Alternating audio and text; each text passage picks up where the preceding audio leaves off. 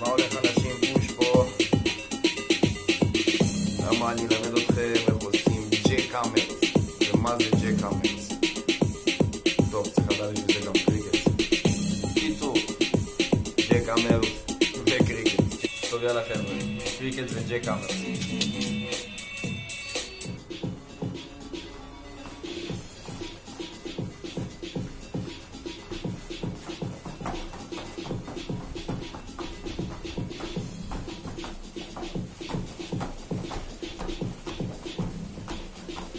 טוב חבר'ה, עכשיו אני אראה לכם איך עושים קריקט ואחרי זה ג'ק האמרס. מה זה בעצם ג'ק האמרס? זה קריקט רק עם יד אחת, אוקיי? אז בואו נתחיל ללמוד. טוב חבר'ה, בקריקט חייב לדעת לעשות בייבי פריז, לעשות בייבי פריז על יד אחת.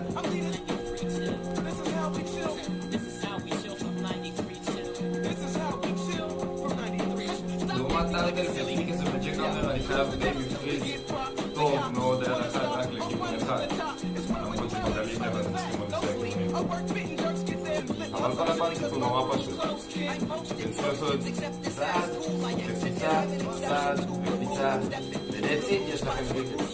עוד משהו חשוב, אתם צריכים לדעת לבעוט נכון עם הרגליים שלכם. עכשיו אתם להישען על המרפקים אחורה, הרגליים שלכם עובדות כמו קפיץ. אתם צריכים לבעוט קדימה ולהזיז גם ברגליים, בדיוק כמו קפיץ. כמה שיותר חזק וחד.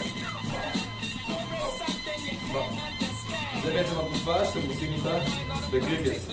שעומדים על בייבי פריז, עושים תנופה הצידה ומתחילים לסובב. עושים ביד ומעבירים אותה קדימה.